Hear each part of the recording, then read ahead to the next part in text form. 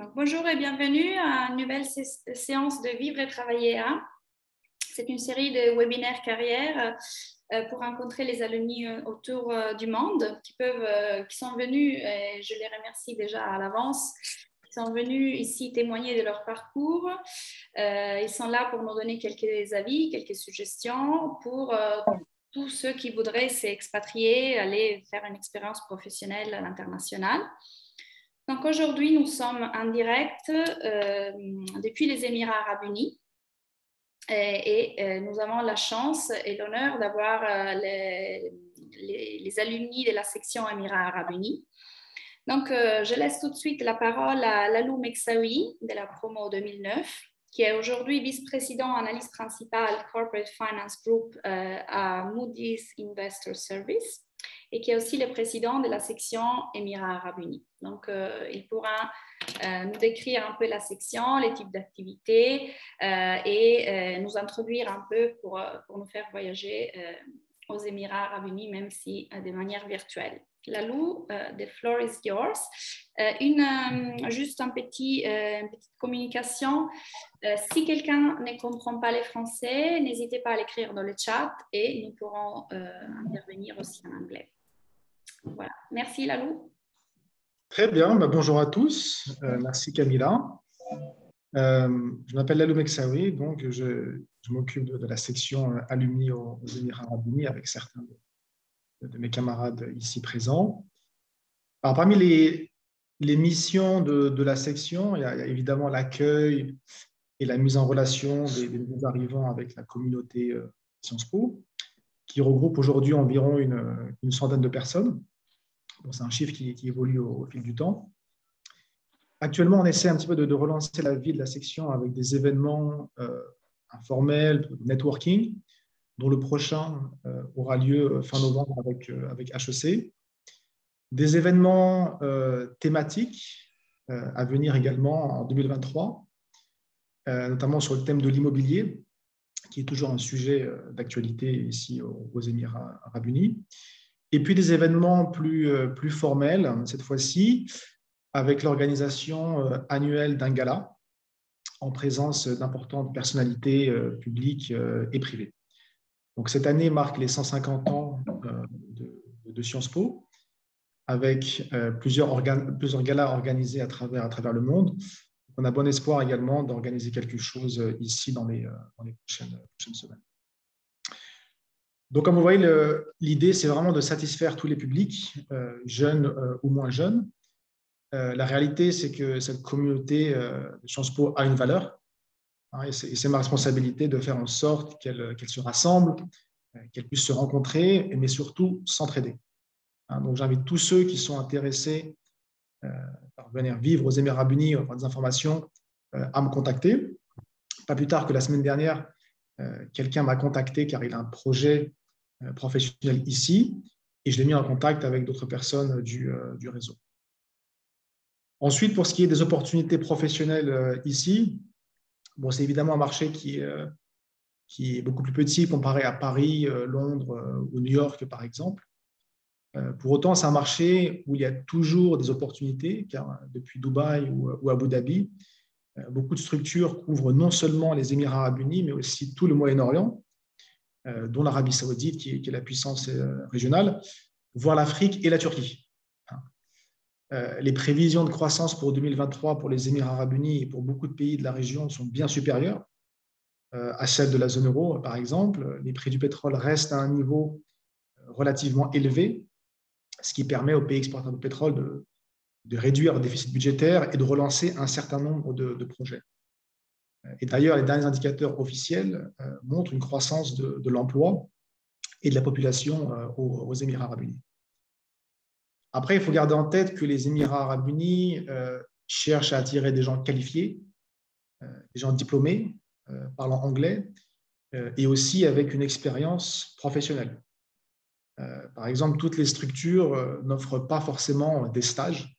Alors, ce n'est pas rédhibitoire, il y a toujours des possibilités, mais comme je dis, c'est un petit marché donc assez compétitif, où beaucoup de gens se connaissent, d'où l'importance de nourrir son réseau et de rejoindre la communauté des Sciences Po. Sinon, peut-être quelques mots par rapport à mon parcours. Camilla, je suis diplômé du Master Finance et Stratégie. Et j'ai commencé ma carrière en 2009 à Londres, chez HSBC en banque d'affaires, plus précisément dans le conseil en stratégie de financement d'entreprise. Ensuite, je suis rentré à Paris, toujours avec HSBC. Puis en 2014, j'ai eu l'opportunité de venir aux Émirats Arabes Unis, toujours avec HSBC.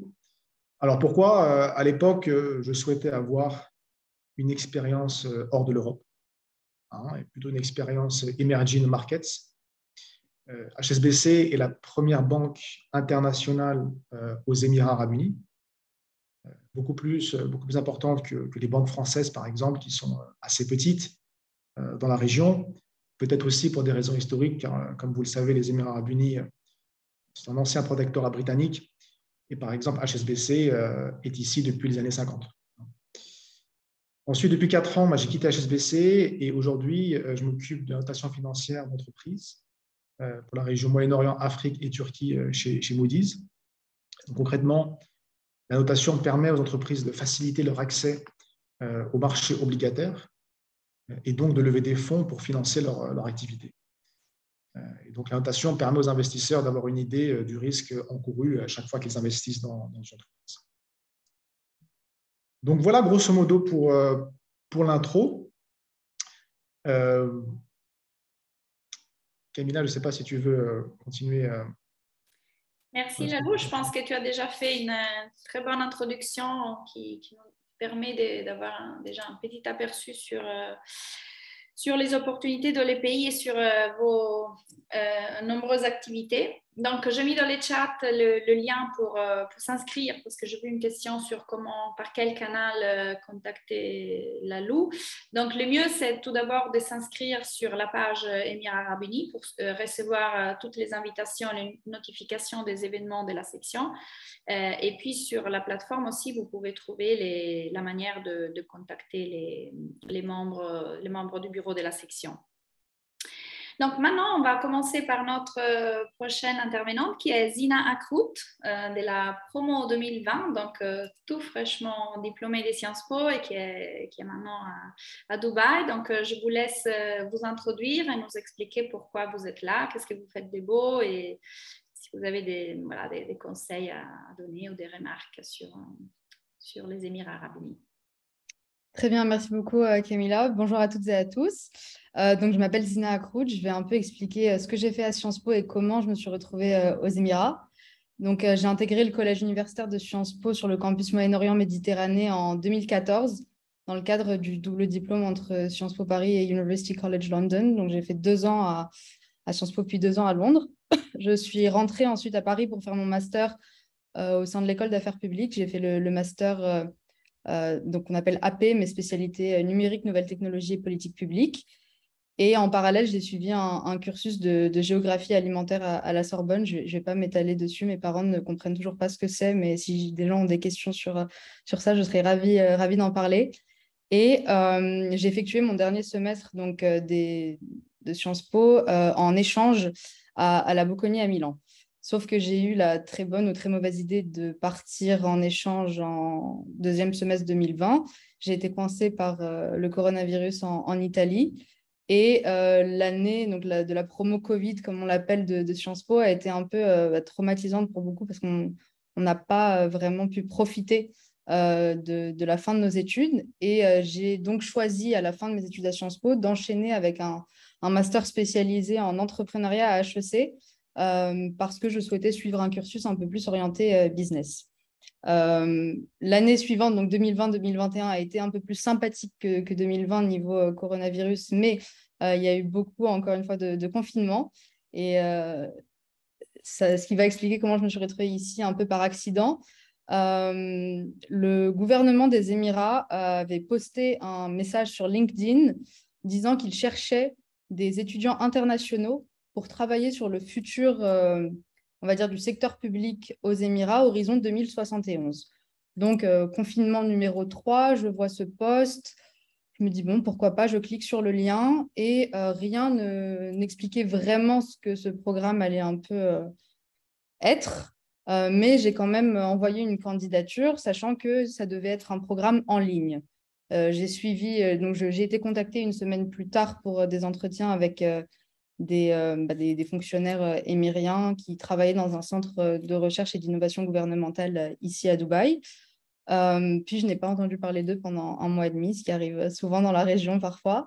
Et j'ai reçu un mail en plein milieu du mois d'avril 2021 me disant que j'avais été sélectionnée pour ce programme qui peut être considéré comme étant un graduate programme et que j'étais attendue à Dubaï un mois après avec logement et billets d'avion pris en charge. Donc, je ne me suis pas posé de questions.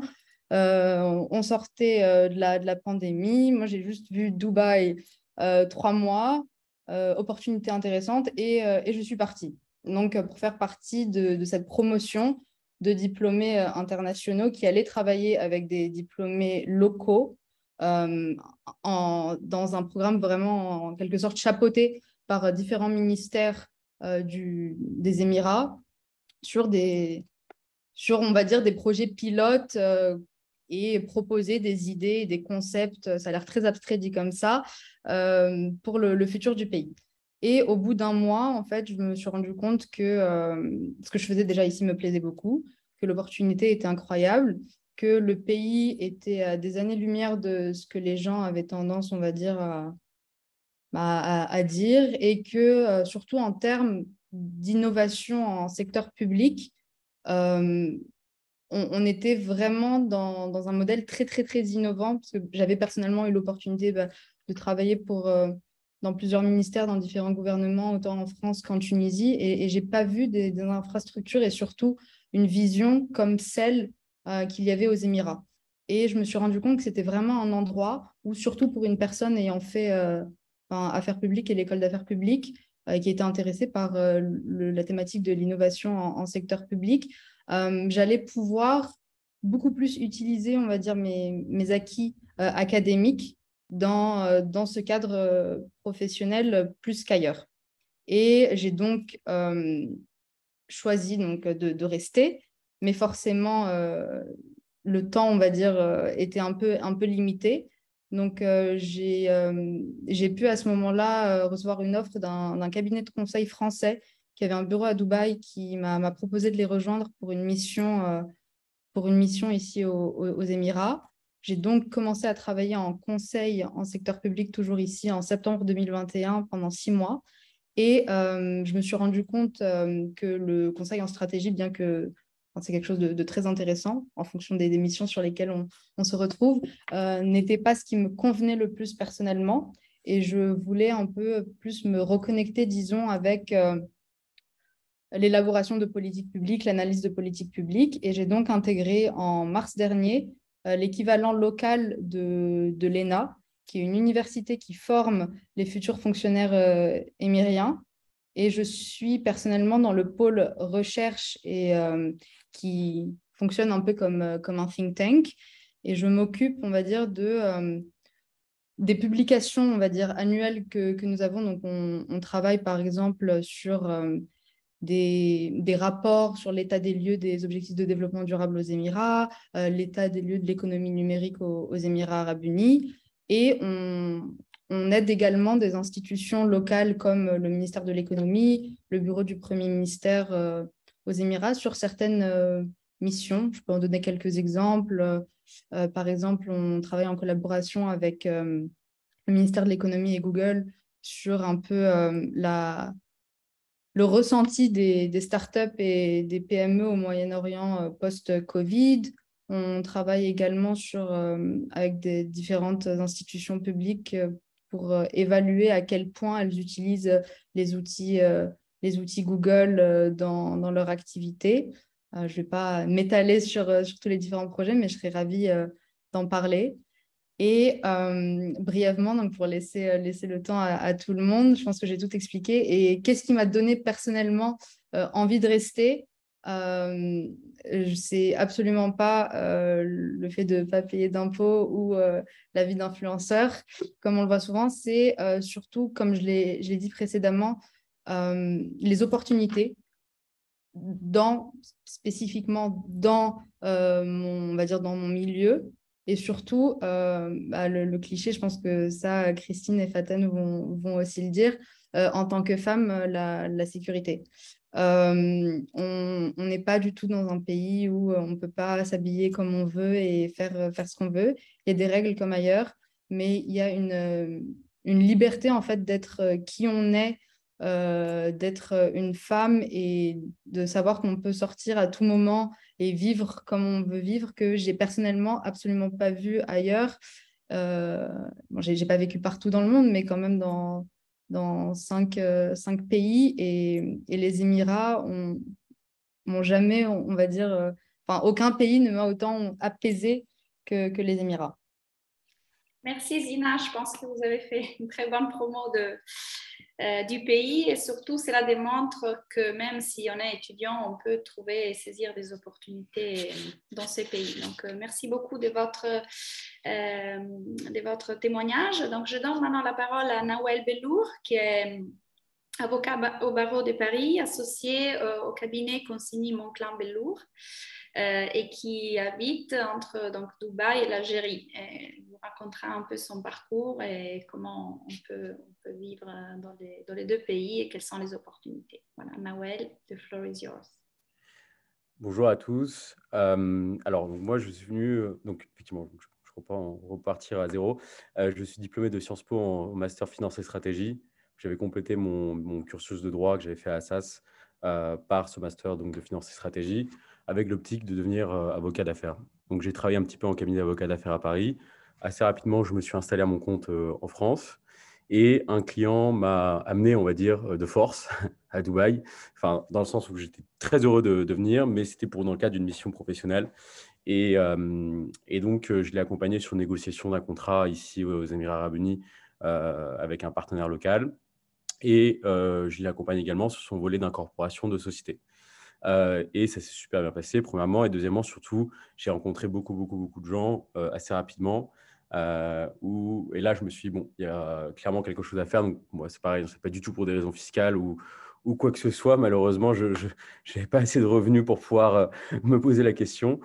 C'était uniquement, et c'est uniquement toujours par opportunité d'affaires et surtout un climat des affaires qui est génial pour pouvoir développer son business, premièrement. Et deuxièmement, surtout aussi pour s'expandre sur des marchés type marché asiatique ou africain.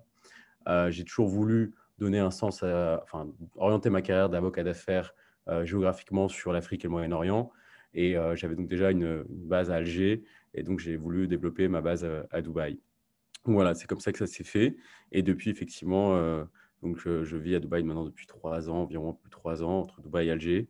Et Paris aussi un petit peu. Et donc, nous, notre cabinet d'avocats d'affaires est cross-border entre la France, en tout cas le monde francophone, le Moyen-Orient et l'Afrique. Et c'est vrai qu'on a de plus en plus, on a beaucoup de clients et de plus en plus de clients qui ont maintenant des intérêts à Dubaï pour plein de raisons.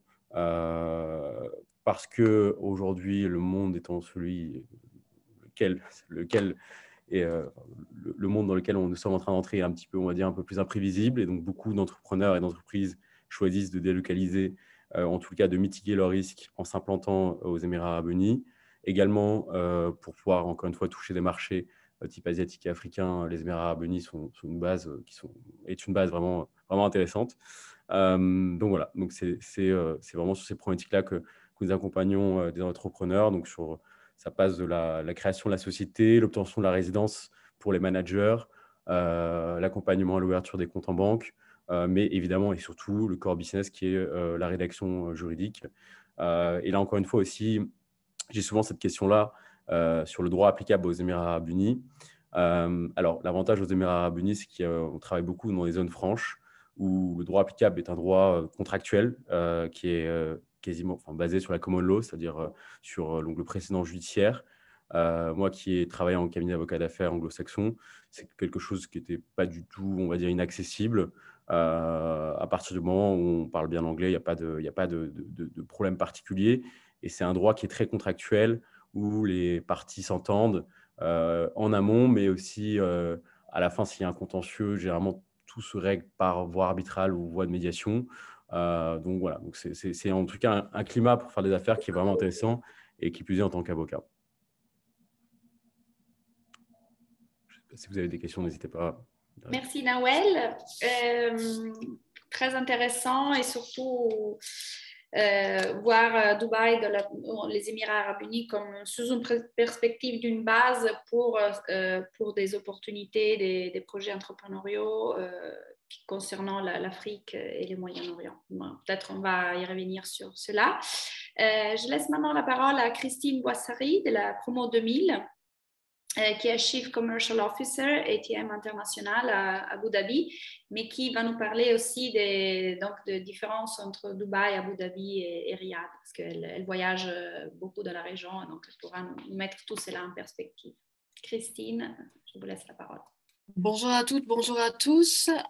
Alors moi je suis certainement la plus âgée, je suis issue de la promo 99 de Sciences Po, j'ai fait ensuite le cycle franco-allemand, Paris-Berlin, j'étais prédisposée à partir en fait en Europe de l'Est quand j'ai été recrutée tout de suite après Sciences Po par le ministère par Bercy, le ministère de l'économie. Donc j'ai fait 10 ans de carrière en service économique, Turquie, Tunisie, Iran, et après ces 3 pays, je suis arrivée aux Émirats arabes unis, qui au départ ne m'a pas du tout plu parce que je me suis dit, mais il n'y a pas de culture aux Émirats comparé à l'Iran, à la Tunisie, à la Turquie, c'est pauvre. Et puis finalement, maintenant, ça fait 10 ans que je suis ici. Donc ça m'a quand même plu, in fine. Donc au cours de ces 10 ans aux Émirats arabes unis, je suis passée par le public. Je suis passée aussi 4 ans à la Sorbonne d'Abu Dhabi, au tout début de la Sorbonne d'Abu Dhabi, où j'ai été prof, parce que je faisais mon doctorat avec Gilles Keppel, et voilà, je faisais en même temps... Je donnais en même temps des cours de droit constitutionnel aux jeunes émiriens de la région. Et ensuite, je suis passée donc dans le secteur privé. Donc maintenant, ça fait déjà 7 ans que je suis dans le secteur privé. Et je travaille dans le cadre d'une société française où on est spécialisé sur le domaine des infrastructures, transport et marché public. Donc moi, je suis en charge de la partie business développement et lobbying. Quand on parle d'infrastructure transport aux Émirats arabes unis, je rejoins en fait ce qui a été dit notamment par Zina. C'est des marchés extrêmement intéressants parce qu'ils n'ont pas peur d'innover et que du coup, ça nous donne l'opportunité de travailler sur des nouvelles technologies et sur en fait des choses qui n'ont jamais été réalisées, puisque de toute façon, c'est un peu leur leitmotiv, c'est d'être les premiers, les plus smart en termes de nation, les plus smart en termes de cité, avoir une exemplarité par rapport aux autres villes internationales et surtout se glisser vraiment dans les classements internationaux des 10 premières villes. Et Abu Dhabi est en train d'avoir exactement la même stratégie aujourd'hui, c'est-à-dire que Dubaï comme Abu Dhabi sont déjà pas mal rivales entre elles, mais essayent maintenant de rivaliser dans la cour des grands avec Singapour, Hong Kong, New York, Zurich, etc. Donc c'est très intéressant effectivement d'être dans le secteur d'activité dans lequel je suis. Je couvre également en fait l'Arabie Saoudite. Comme beaucoup de sociétés aux Émirats qui ont démarré en ouvrant un bureau régional à Dubaï pour couvrir tout le GCC, et c'est quelque chose qui va peut-être être amené à changer puisque l'Arabie Saoudite maintenant impose d'avoir d'avoir un vrai bureau de représentation à partir de 2023 pour pouvoir répondre notamment à tous les appels d'offres qui sont en marché public, c'est-à-dire 90% des appels d'offres en Arabie Saoudite. Alors, est-ce que ça va changer après justement le positionnement de Dubaï, cette rivalité et cette émergence du marché saoudien? Pas forcément, parce que je pense que Dubaï et Abu Dhabi, d'ailleurs les deux, les Émirats ont la capacité à se réinventer et se rénover. On l'a vu pendant le Covid où ils ont été, enfin à la surprise générale, étaient capables en fait d'attirer énormément de touristes, de tirer des bénéfices en fait du revenu touristique et de relancer la construction et l'immobilier. Aujourd'hui, l'immobilier à Dubaï, ça boom comme jamais. Et voilà, ils ont toujours su en fait avoir des politiques extrêmement réactives et très, très, très rapides, avec une capacité en fait à mettre en place des nouvelles stratégies quand même assez rapidement. C'est vrai pour Dubaï, ça l'est peut-être un petit peu moins pour Abu Dhabi, qui est une ville, pour ceux d'entre vous qui la connaissez. Moi, j'ai eu l'occasion donc, de vivre pendant 4 ans en fait, à Abu Dhabi et le reste à Dubaï, donc je peux comparer. C'est la belle endormie à Abu Dhabi, c'est beaucoup plus calme. C'est une ville beaucoup plus arabe et beaucoup moins cosmopolite également. Mais c'est une ville qui est assise sur quand même des réserves pétrolières considérables et c'est elle qui a vraiment la main au portefeuille. Donc, y compris quand le petit frère de Dubaï fait des bêtises, Abu Dhabi est là quand même généralement pour rectifier le tir. En termes d'expatriation, donc, outre le fait qu'en 10 ans, je suis passée de le Las Vegas du Moyen-Orient, c'est pas pour moi. Moi, je préfère l'Iran. Aujourd'hui, je me trouve finalement très bien aux Émirats parce que, comme l'a dit aussi Zina, eh ben oui, pour les femmes, c'est très agréable. C'est certainement le pays le plus avancé à ce niveau-là de toute la zone et certainement le pays où on se sent le plus sûr et on a la capacité d'être celle qu'on est, comme disait Zina. C'est-à-dire que si vous souhaitez être religieuse, eh ben, vous pouvez, et si vous ne le souhaitez pas, vous ne l'êtes pas. Il n'y a pas d'imposition, il n'y a pas, voilà, c'est quand même, c'est un vrai luxe. Pour moi qui ai vécu dans d'autres pays de la zone comme l'Arabie et l'Iran, je vois vraiment la différence quand même.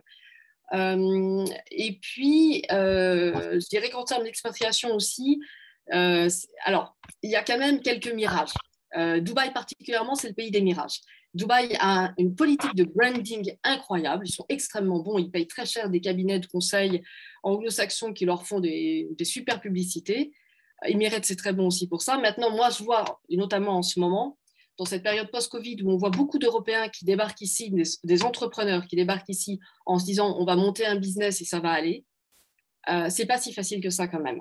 Déjà, j'ai monté des sociétés, j'ai créé des structures ici, donc je parle en connaissance de cause, mais c'est quand même pas forcément un marché facile pour des petites structures. C'est pas forcément un marché facile pour des entrepreneurs. Il faut avoir du cash flow, il faut avoir les reins solides. C'est pas forcément que les choses prennent du temps, mais c'est que c'est cher et qu'il y a beaucoup quand même de coûts indirects et de taxes indirectes. Et il y a surtout maintenant beaucoup de concurrence. Les Émirats ont fait tellement parler d'eux qu'on a la concurrence anglo-saxonne au pluriel, anglais, américain, sud-africain et australien énormément. On a la concurrence indienne, qui est beaucoup plus qualifiée qu'autrefois aujourd'hui. On a la concurrence chinoise aussi.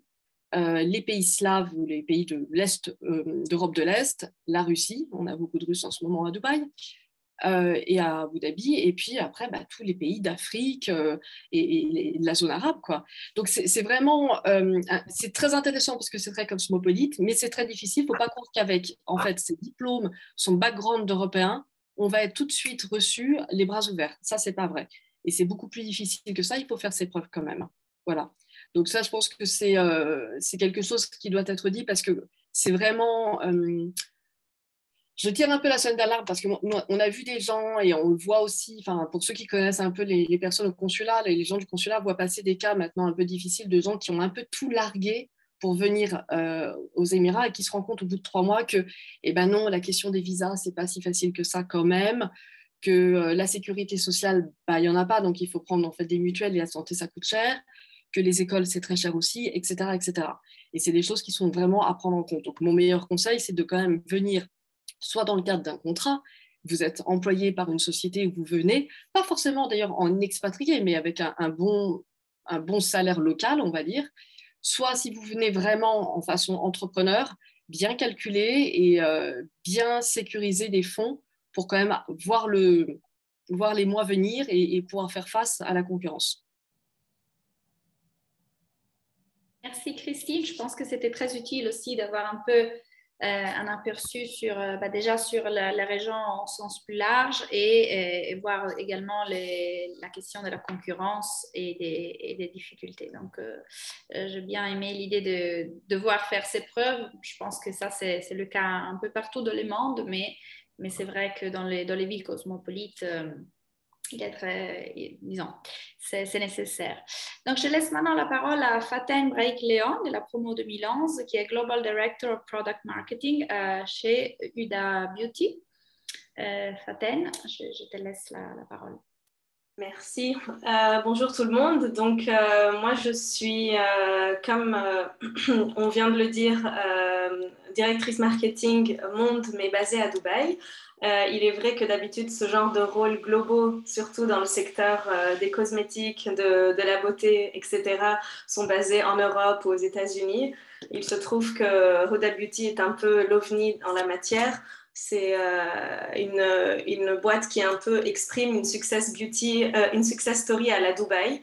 Donc, avant de vous raconter ça, je vais juste revenir 2 minutes sur mon parcours. Avant d'intégrer Sciences Po, j'aimerais juste partager une anecdote personnelle qui fait que mon intégration aux Émirats Arabes Unis a été d'autant plus facile. J'ai vécu 18 ans en Arabie Saoudite, en fait, de 0 à 18 ans. Et après ça, j'ai été faire des études de médecine, puis j'ai intégré Sciences Po.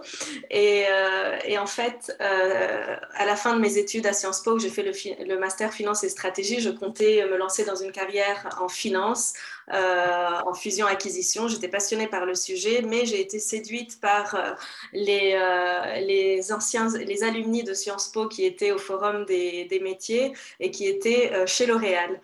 Du coup, suite à un petit peu de tchatch sur le stand, j'ai été séduite. J'ai opté pour un stage chez L'Oréal à Paris et j'ai fini par passer 10 ans. J'ai passé 10 ans de ma carrière chez L'Oréal. Donc d'abord en France, ensuite aux Émirats Arabes Unis. Ce qui est intéressant aux Émirats Arabes Unis, en effet, et comme le mentionnait Christine, c'est un tout petit peu en train de changer aujourd'hui. À Dubaï, historiquement, c'est un petit peu le hub pour toute la région GCC.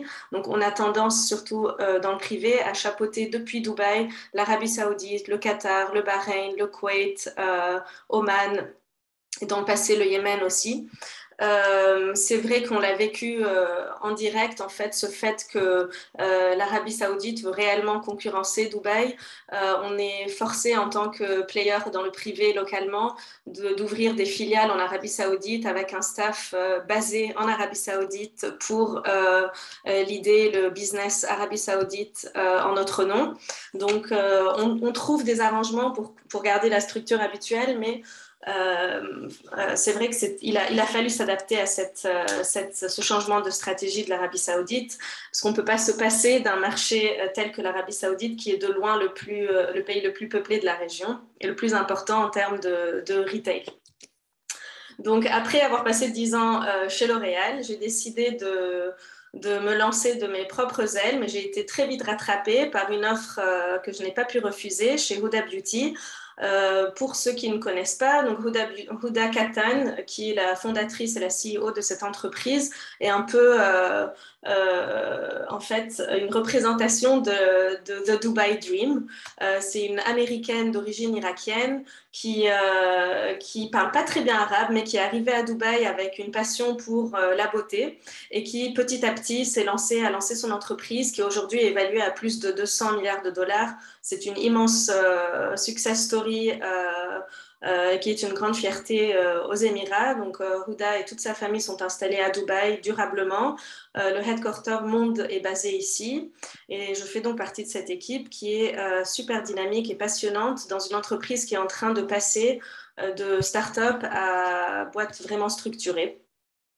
Donc, sur ce que Zina et Christine racontaient en termes de qualité de vie pour une femme à Dubaï, je confirme à 100% le fait que c'est assez surprenant d'être dans le GCC après toutes ces années et de vivre dans un pays qui est réellement ouvert en ce qui concerne en fait, ce que les expatriés choisissent de vivre. En fait, il y a beaucoup de règles et de traditions locales, mais le pays étant très ouvert et très accueillant pour les expatriés, tout est organisé pour qu'on se sente autant chez nous que possible.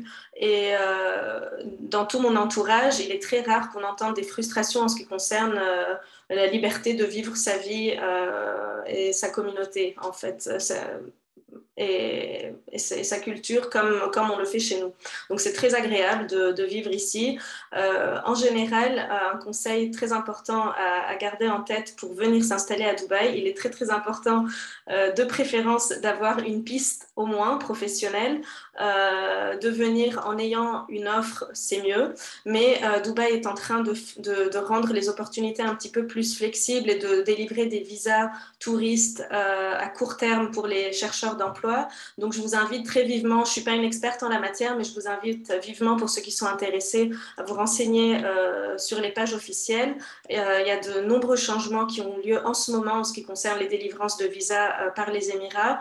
Ils sont très conscients de l'attractivité du pays et beaucoup de choses sont en train de se faire pour rendre l'arrivée beaucoup plus flexible. Voilà, donc ensuite je pourrais parler de ça éternellement. Je suis à Dubaï depuis 10 ans maintenant, donc je pense que je vais laisser la parole aux personnes qui sont intéressées par le sujet. Merci Faten. Alors, je vois qu'il y avait déjà en effet quelques questions plutôt même concrètes, donc pourquoi pas l'aborder. Quel est le salaire moyen aux Émirats arabes unis, le salaire local, juste pour avoir une idée quand on reçoit une offre, si c'est une bonne offre ou si c'est voilà, si ce n'est pas acceptable, parce qu'en effet, il y a peut-être des grandes différences avec l'Europe. Et il faut ensuite, Christine, je pense que tes remarques étaient très intéressantes, parce que la question de la sécurité sociale, la question des écoles, etc., ce sont des points très importants à prendre en compte et qui sont très différents du système français. Donc, voilà, si vous avez quelques indications, un paramètre un peu pour voir. C'est une question difficile. Je pense que ça dépend des secteurs, évidemment. Hein, peut-être je peux donner une idée pour ce qui est du secteur de la finance. Et je laisse à mes camarades peut-être le soin de rajouter des choses. En finance, en tout cas, quand je dis la finance, je parle des banques, audit, cabinet de conseil, on va dire. Un peu les métiers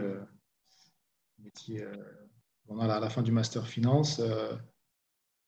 Écoutez, je pense que pour quelqu'un qui est junior, qui commence sa carrière, hein, qui arrive, son premier job, je pense que c'est des salaires autour de, je dirais, entre 20 000 et 30 000 dirhams.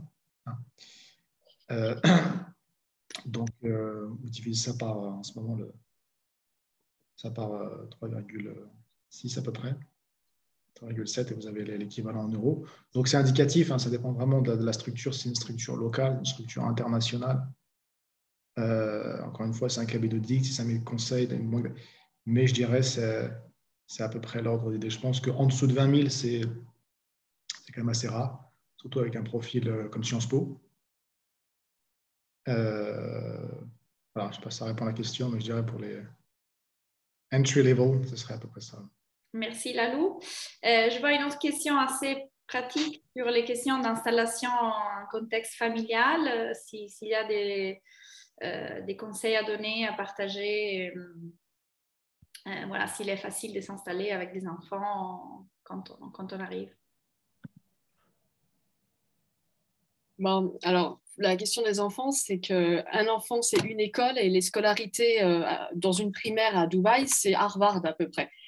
Donc, c'est une école de commerce, c'est assez hallucinant. Donc, ça, c'est quelque chose qu'il faut négocier soit avec votre employeur.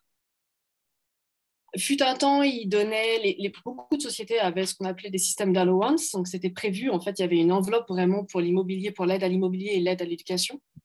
Ça l'est de moins en moins vrai. Et on ne se parle pas que des sociétés françaises, de toutes les sociétés. Elles ont toutes quand même pas mal revu, sauf exception, mais quand même la plupart ont revu pas mal à la baisse, notamment pendant le Covid et suite au Covid. Donc, ça peut faire mal. C'est quelque chose qu'il faut vraiment prendre en compte. Après, en qualité de vie, évidemment qu'avec des enfants, c'est très agréable. Il y a beaucoup d'activités tournées pour les familles, vers les familles, pour les enfants. On trouve facilement de l'aide à domicile et ça rend le quotidien des familles très agréable. Je ne sais pas si Faten veut partager son expérience de jeune maman. Je confirme, effectivement. Je suis maman de 2 jumeaux de 3 mois et Dubaï est très bien organisé pour ça. Et tous mes collègues qui sont arrivés à Dubaï avec enfants sont heureux du nombre d'activités qu'ils organisent régulièrement avec leurs enfants, notamment outdoor. En fait, il fait tellement bon à Dubaï presque toute l'année qu'il y a énormément d'opportunités de faire des activités avec ses enfants en extérieur. Donc, c'est très agréable. Et puis, effectivement, en termes d'aide financière, l'école n'est pas gratuite, donc ça c'est un coût supplémentaire à prendre en compte en pensant à s'installer à Dubaï. Donc c'est intéressant de regarder un petit peu les coûts de l'éducation ici, c'est assez élevé, et de prendre ça en compte dans ces négociations de salaire à l'arrivée si le projet est d'avoir une famille, de comprendre à partir de quel niveau est-ce que l'entreprise participe aux frais de l'éducation des enfants. Voilà, ça dépend vraiment des entreprises. Certaines l'acceptent, certaines ne le font pas. C'est à négocier, mais c'est faisable. Merci Faten. Alors, je vois que Seif a levé la main. Donc, je ne sais pas, Seif, si vous voulez prendre la parole directement. Oui. Eh bien, merci à vous déjà pour l'organisation de ce live. J'avais une question pour Monsieur Meksaoui et une question pour Madame Boissaré. Je vais commencer par la question pour Monsieur Meksaoui.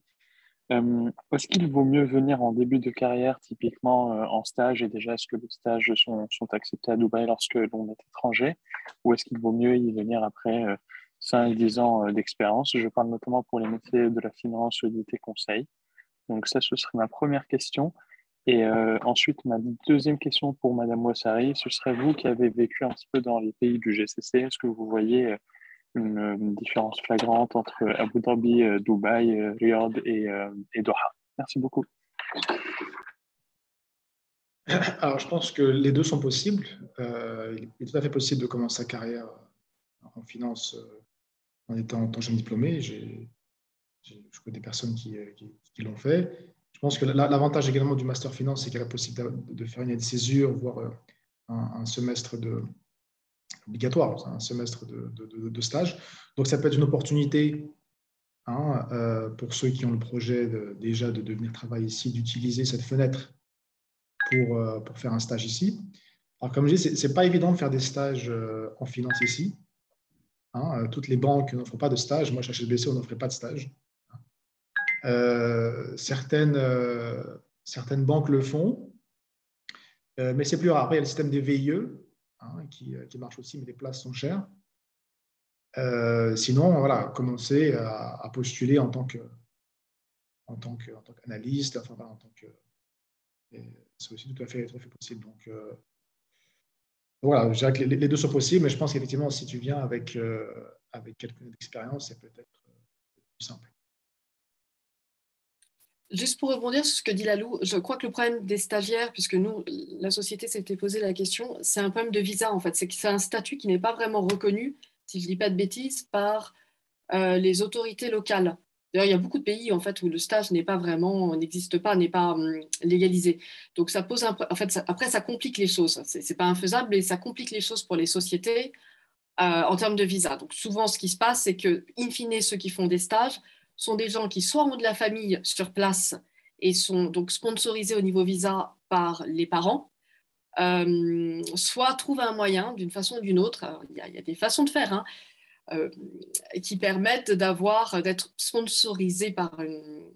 Il y a des systèmes de sponsors qui existent en fait, et du coup les gens peuvent rester un petit peu comme ça, ou alors font plus ou moins des séjours de 3 mois pour les Européens, 90 jours étant possible, sortent et reviennent pour 90 jours supplémentaires.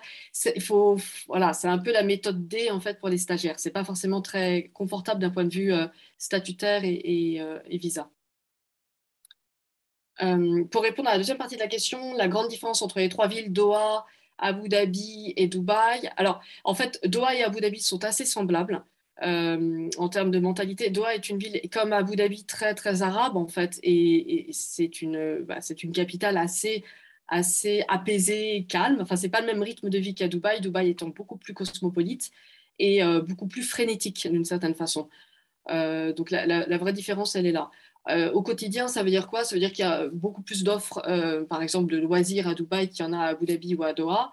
Maintenant, souvent, les familles préfèrent Doha et Abu Dhabi plutôt que Dubaï. Après, en termes de business, la vraie différence entre Abu Dhabi et Dubaï, c'est une répartition sectorielle. C'est-à-dire que très naturellement, Abu Dhabi accueille les sièges des sociétés qui sont dans le secteur oil and gas, beaucoup aussi la défense et les grosses infrastructures, certaines banques, mais les banques, c'est effectivement plus banque et services, ce sera plus Dubaï. Retail, c'est clairement plus Dubaï.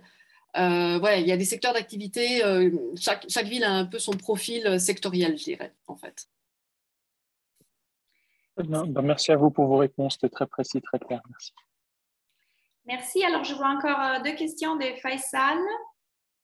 Si vous voulez prendre la parole, peut-être mettre la caméra pour que ce soit plus convivial. Oui, bien sûr, un instant.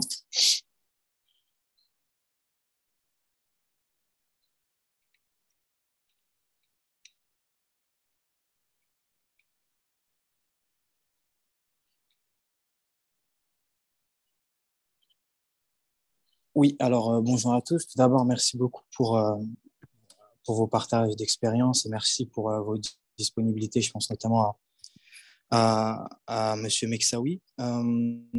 Moi, j'aurais une petite question qui concerne le secteur public notamment. J'ai eu l'occasion, moi, d'être 1 an et demi aux Émirats arabes unis où je travaillais pour la Chambre de commerce française des Émirats arabes unis. Donc, dans un premier temps en stage et ensuite en contrat local. J'avais un peu cette relation avec la diplomatie économique, et le consulat, etc. Donc, déjà, dans un premier temps, si je peux rebondir sur ce que disait Madame Boissary sur les stages, parler peut-être de mon expérience personnelle qui pourrait aider mes camarades, c'est que c'est exactement ce que disait Madame Boissary. Moi, j'ai eu énormément de soucis sur le plan stage parce que de nombreuses grosses entreprises, notamment des entreprises françaises, proposaient des stages, donc des entreprises françaises, notamment dans l'énergie, proposaient des stages, que ce soit dans la direction financière, etc., avec des salaires qui permettaient justement de rester 6 mois aux Émirats arabes unis et qui étaient qui était lié au niveau de vie, mais malheureusement, ils ne proposaient pas de visa. Donc, il fallait venir sous sponsorship, soit des parents, soit d'une autre manière. Donc, c'est l'un des freins. Il reste quand même possible de le faire sur certaines entreprises, notamment certaines boîtes de conseil qui proposent malgré tout un sponsorship et un visa. Mais bon, comme le disaient en général un petit peu les intervenants, ça reste un petit peu compliqué, mais ça reste possible. Il suffit juste de voir quelle société propose ou pas ce sponsorship. Ensuite, la question que je me posais, c'était est-ce qu'il est possible, en tant qu'étranger, de travailler au sein d'un secteur public? Tout à l'heure, il me semble que Mme Akrout parlait de l'appétence des Émirats à vouloir toujours aller plus loin, notamment d'un point de vue smart cities, innovation, etc. Et c'est extrêmement stimulant. Et je voulais savoir s'il était possible pour des étrangers de rejoindre ces secteurs publics. Je pense par exemple je sais pas moi, par exemple à RTA à Dubaï, qui est l'équivalent du ministère des Transports, ou d'autres ministères, pouvoir justement participer à ces enjeux et à ces transformations, que ce soit digitales ou autres. Merci. Alors, puisque vous parlez de la RTA et que c'est un de mes clients, je les connais assez bien, c'est possible et c'est pas facile. Il faut être qualifié. En fait, il faut présenter une qualification ou une spécialité qui n'est pas disponible. Et puis, ils ont quand même, c'est un peu comme en Arabie Saoudite. Maintenant, on parle de plus en plus d'émiratisation. D'ailleurs, la semaine dernière, il y a 3 jours de ça, ils viennent d'annoncer que toute société maintenant de 50 salariés ou plus devait automatiquement avoir des émiriens, ce qui est nouveau, hein. On n'était pas contraint avant. Donc vous allez voir qu'il y en a beaucoup qui vont essayer de rester en dessous de la barre fatidique des 50, hein, ça c'est sûr, puisque le salaire des Émiriens est assez conséquent, il faut les payer un certain salaire. Donc au sein de la RTA par exemple, c'est possible, il y a des étrangers, il y a beaucoup d'Égyptiens, Jordaniens, etc., ingénieurs, mais qui sont vraiment en rôle en fait d'ingénieurs spécialisés, project manager très spécialisés, techniques, ou alors après qui ont un rôle de consultant interne. Et là, par contre, on trouve pas mal d'anglo-saxons. Donc oui, c'est possible, mais ça demande en fait d'avoir énormément de relations. En fait, c'est pas forcément, comment dirais-je, c'est pas forcément une procédure de recrutement qui est extrêmement transparente. Je vais pas mentir, c'est pas facile et c'est pas très transparent. Il faut surtout soit mettre en avant, effectivement. Une spécificité vraiment technique propre qui n'est pas forcément disponible sur le marché local parce que les universités ne le proposent pas, etc., etc.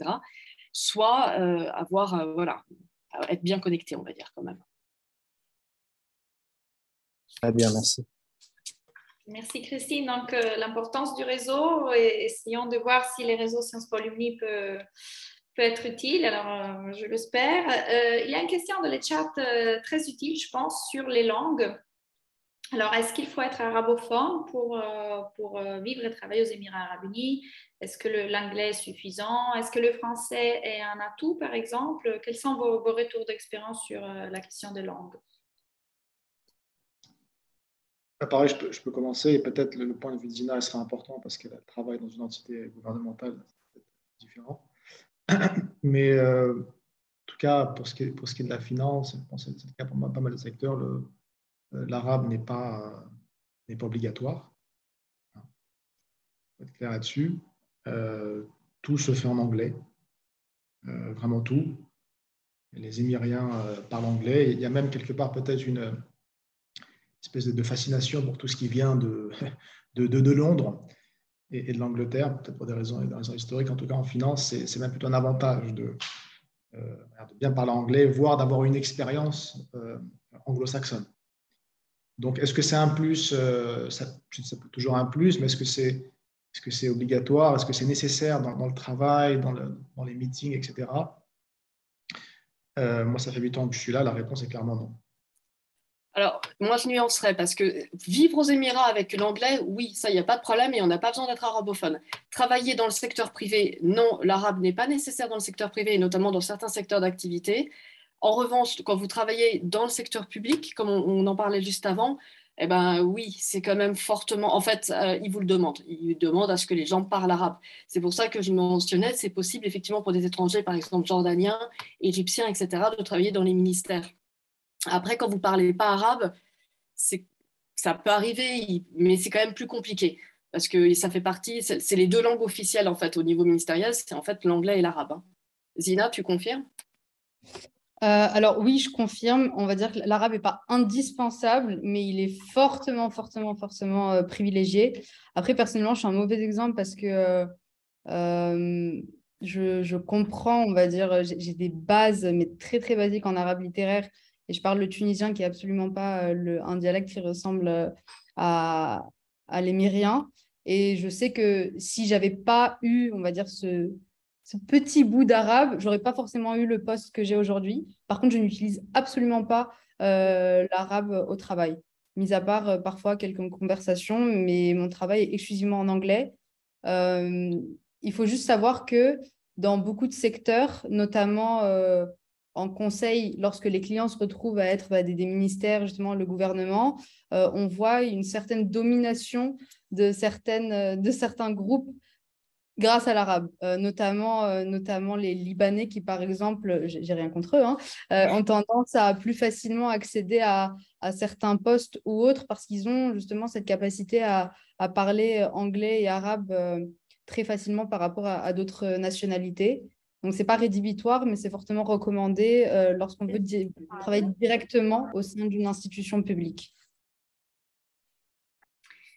Merci pour vos retours. Alors, je vois qu'il y a une main levée des iPhone 13. Je ne sais pas, il n'y a pas marqué de nom. Si vous voulez prendre la parole, voilà. Et bonjour à tous. Merci beaucoup pour cette intervention pour ces interventions très intéressantes. J'aurais une question. Par quel canal conseillez-vous la recherche d'emploi, sachant que, par exemple, sur LinkedIn, lorsqu'on postule, on voit 500 personnes ont déjà postulé, etc. Donc, pour être efficace dans sa recherche d'emploi, quel canal conseilleriez-vous? Merci.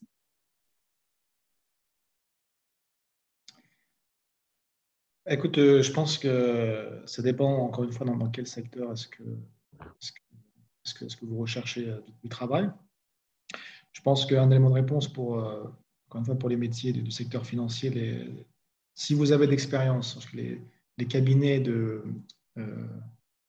les chasseurs de tête en fait sont un bon moyen de chercher du travail parce qu'ils sont généralement bien connectés. Ils ont aussi souvent accès à des offres qui ne sont pas forcément en ligne.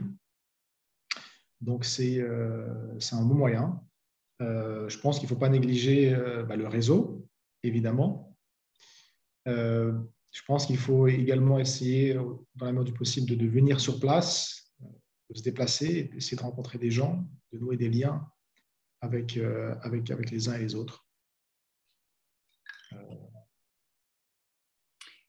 Merci Lalou. Je profite pour poser une question sur la formation Sciences Po et notamment le master finance et stratégie. Est-ce que les cabinets de conseil locaux le valorisent, le connaissent? Est-ce que c'est un avantage ou il faut juste faire ses preuves en termes des skills et des compétences et pas de formation? Quel est votre aperçu sur la question? Pour ce qui est du conseil, je pense que la formation Sciences Po est idéale. Je crois que le profil Sciences Po, c'est un profil qui est très recherché. Donc évidemment qu'il n'y a pas de souci à ce niveau-là. Après, est-ce qu'elles connaissent forcément la formation Sciences Po? Ça dépend de la structure, en fait. Une structure plutôt française ou étrangère, mais généralement, oui, Sciences Po est connu et reconnu. Voilà, je pense qu'il n'y a aucun souci par rapport à cela. Parfait, merci. Je vois le temps qui coule et nous avons encore au moins 2 questions. Ahmed Koumam. Oui, bonjour. Je vous remercie à tous et à toutes pour vos présentations. Moi, j'avais une petite question en scrutant un peu les offres donc, qui étaient proposées pour les Émirats arabes unis, notamment pour Dubaï. J'ai constaté qu'il y avait certaines offres qui étaient réservées aux locaux, c'est-à-dire aux Émiratis, notamment pour tout ce qui est graduate programme. Et je voulais simplement savoir si c'était spécifique à ces graduate programmes ou si c'était plutôt quelque chose qu'on pouvait ressentir une fois sur place, euh, quelque chose qu'on pouvait voilà, voir au quotidien. Qu'en est-il à ce niveau-là de cette sélection, si je puis dire, entre donc les locaux et les étrangers? Merci. Alors, je ne sais pas de quelle offre il s'agissait, mais c'est vrai qu'il y a certaines offres qui sont réservées d'un poste qui sont réservées aux Émiriens. Donc, en fait, il y a des quotas. Hein. Depuis quelques années, chaque entreprise ici doit recruter un pourcentage minimum d'Émiriens. Hein. Et celles qui ne le font pas s'exposent à des sanctions financières. Hein, d'ailleurs, récemment, j'ai vu un article d'entreprise qui a été sanctionné par rapport à cela. Donc, peut-être que le poste ou les postes que tu as vus, peut-être qu'il y a entre cette catégorie. Je ne sais pas, il faudra regarder au cas par cas de quoi il s'agissait. Mais oui, très clairement, il essaie de favoriser également l'emploi d'Émiriens dans certains secteurs. Je ne sais pas dans quel. Pourquoi est-ce que c'était en fait? Pour quel.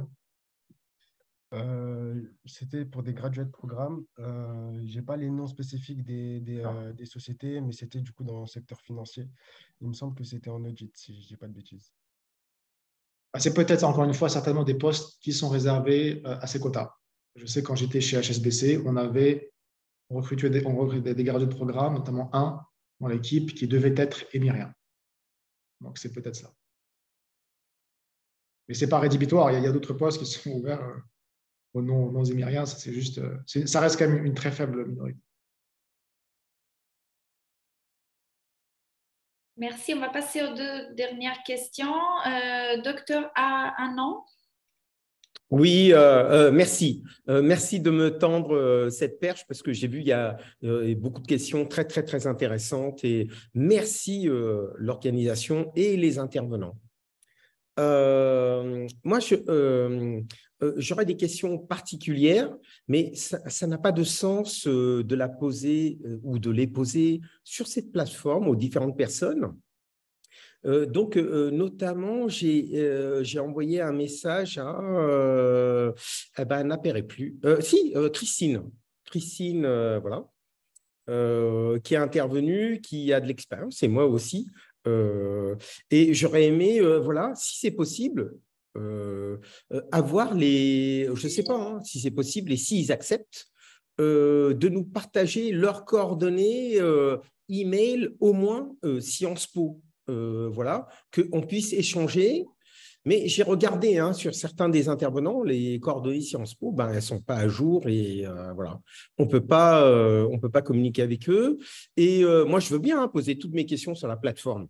Il n'y a pas de souci, mais je ne veux pas tout bloquer, etc. Et ça n'a pas de sens.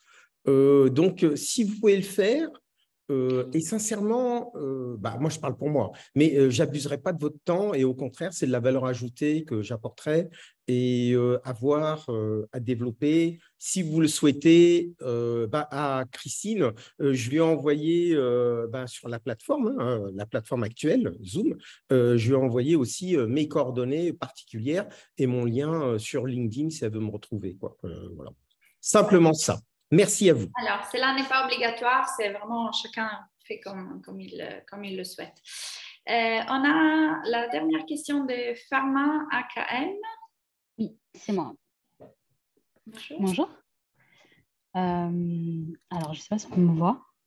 Alors oui, du coup, moi j'avais une question. Ma question, en fait, elle s'adresse à... Donc déjà, merci pour vos interventions, vos conseils, vos expériences. Ma question, elle s'adresse à Faten. Donc moi, j'ai un parcours un peu similaire à celui de vous, Faten. Je suis en dernière année de master marketing à Sciences Po. Et avant d'intégrer ce master, j'ai fait de multiples stages en banque, assurance. Mais j'ai fini par être séduite par le secteur de la beauté. Donc, c'est pour cette raison que j'ai intégré le groupe L'Oréal cette année en alternance pour la marque Carita. Et avant ça, j'ai fait un stage de 3 mois à Dubaï, justement, avec le groupe L'Oréal pour Lancôme. Et ma question, elle concerne en fait les profils que vous recherchez à Dubaï dans le secteur de la beauté.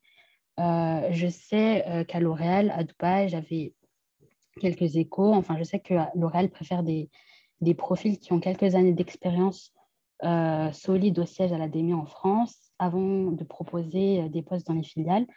Ma question, c'est est-ce que c'est aussi le cas pour des structures comme Ouda ou d'autres groupes dans le secteur du luxe et de la cosmétique et aussi chez les distributeurs ou dans ce secteur-là en général? Écoute, merci pour d'avoir pris la parole. J'ai vu aussi que tu avais envoyé un message dans le chat. Si tu veux, je vais mettre mon email ici et on peut en parler offline, histoire de ne pas monopoliser la parole avec tout le monde ici. Mais je t'envoie mon contact avec plaisir pour en discuter. Ok. J'ai vu la question de Mehdi. La séance, pour rappel, était enregistrée. Elle sera disponible prochainement sur l'onglet replay de la plateforme. Il y a une question de Maxime. Ça fait plaisir de te revoir, Maxime, entre autres, parce qu'on se connaît. Oui, bonjour à tous. Je voulais savoir dans quelle mesure le sponsorship de visa pour femmes et enfants était aisé d'obtenir dès lors qu'on obtenait par exemple une offre. C'est encore très commun d'arriver avec femmes et enfants à Dubaï. Enfin, après, dans le privé, dans le retail en tout cas, c'est très commun. Donc, dans la boîte où je travaille, de nombreux collègues sont arrivés encore cette année avec conjoints et enfants. Donc, c'est quelque chose qu'il faut mentionner au moment de l'embauche parce que certaines entreprises vous donnent l'opportunité de le faire, mais vous demandent de payer le visa simplement. Mais en général, c'est faisable. Payer le visa, ça veut dire généralement, un visa, c'est entre 3 500 et 5 000 dirhams à peu près pour le conjoint. Mais en fait, vous commencez par faire votre visa à vous, celui qui a le contrat de travail. La société va faire la démarche va régulariser votre situation auprès du ministère du Travail. Et à partir de là, vous allez pouvoir faire votre demande de Emirates ID, enfin de carte de résident et de visa. Et une fois que vous êtes fait, vous allez faire la même chose pour en fait, le conjoint et les enfants. Et ça prend 2-3 semaines, c'est pas très très long.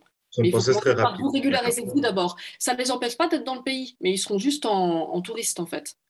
Oui, bon, après un touriste peut entrer et... Ouais, un touriste européen peut rester 90 jours. Si vous avez un passeport américain, c'est 45. Oui, c'est 90 jours normalement. 3 mois. Ah ouais. Les Européens s'en sortent bien, ouais. Sur période de 180 jours, au cas où. Comment ? Sur une période de 180 jours, pour éviter que les gens payent des pénalités après. Oui. Merci. Alors, est-ce qu'il y a une dernière question ou alors on approche à la fin de notre séance des cabinets, voilà, il y a une dernière question que j'ai lue dans le chat. Vous conseillez de contacter directement des cabinets de chasse de tête? Et si oui, pourrez-vous donner quelques noms pour guider les recherches? Auriez-vous quelques conseils sur... Si je puis me permettre sur cette question, je pense que ça dépend du secteur. Alors, il y a énormément de cabinets de, entre guillemets, chasseurs de tête ou de recrutement ici aux Émirats qui ont tendance à faire le travail eux-mêmes. Enfin, ils font pas mal de prospection. De là, les contacter, là encore, je ne sais pas pour quel secteur c'est. C'est toujours bien, je pense, de s'inscrire sur ces plateformes-là, de mettre son CV et comme ça, la personne fait partie du réseau et si jamais le profil correspond à à ce qu'ils recherchent, cela peut aider. Par contre, j'ai pu remarquer, en conseil finance, oui, j'ai pu remarquer, et là, je vais laisser les gens en conseil en finance répondre, que lorsqu'ils postaient des offres sur les réseaux, les salaires qu'ils proposent sont souvent plus faibles que les salaires classiques pour le secteur. Donc, je ne sais pas si c'est parce que la commission qu'ils prennent, en gros, est enlevée du salaire mensuel, mais je serais un peu sceptique avant de directement uniquement passer par eux, parce que je pense qu'on peut se débrouiller sans ces cabinets-là, surtout depuis l'étranger. Merci Zina. Je ne sais pas, Lalou, Christine, Faten, Nawel, une dernière remarque. Je vois qu'on a dépassé notre temps, donc peut-être vous êtes occupés. La question des salaires, il y a eu un avant et un après Covid aux Émirats Arabes Unis quand même. Donc, fut un temps, il y a 10 ans de ça, les salaires étaient effectivement très attractifs.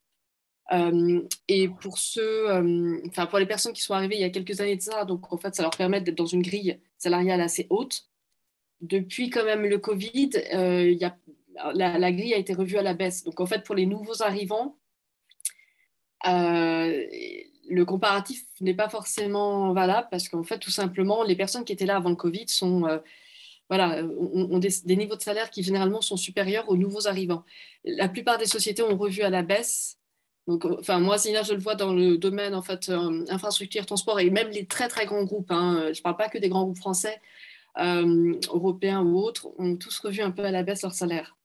Ou alors les packages à la baisse. Donc plus d'aide au logement, plus d'aide à l'éducation et des packages médicaux aussi moins intéressants. Il y a quand même eu un petit avant-après. On verra combien de temps ça va prendre pour qu'ils se remettent sur pied, mais voilà. Ouais. Si je peux me permettre aussi, après Covid, on a quand même aussi une explosion des prix, notamment dans l'immobilier. Mais enfin bref, sur plein de postes de dépenses qui sont beaucoup plus expensive qu'avant le Covid. Donc, si vous avez le plan de vous implanter, de venir travailler pour une société et par exemple votre conjoint ne travaille pas et vous avez des enfants, il faut vraiment faire attention au salaire parce que le salaire peut paraître attractif pour des Français par exemple, mais en fait, quand on additionne tout, c'est quasiment une paupérisation annoncée et voilà. Enfin, faut vraiment faire ces calculs avant de venir ici. J'ai aussi vu beaucoup de clients à moi, entrepreneurs notamment, qui étaient très bien en France, qui ont décidé de venir ici et qui aujourd'hui vivent de manière finalement vraiment moins bien qu'ils ne payent plus d'impôts. Donc voilà, il faut vraiment penser à ça. Merci Nawel. Bon, je tiens à remercier vraiment tout le monde, surtout nos intervenants, pour votre temps et disponibilité. Et vraiment un grand merci. Merci aux participants. Je remets dans le chat le lien de la section Émirats Arabes Unis si vous voulez suivre les activités de la section. Et pour les prochaines séances Vivre et Travailler à, suivez la plateforme Ce soit l'Uni parce que les prochaines séances se passeront en Allemagne et en Côte d'Ivoire. Si vous avez des idées aussi d'expatriation dans ces deux pays. Donc, un grand merci. Salutations à Dubaï et à Abu Dhabi pour nos amis qui sont là-bas et à très vite. Au revoir. Merci à tous. Au revoir. Merci, au revoir.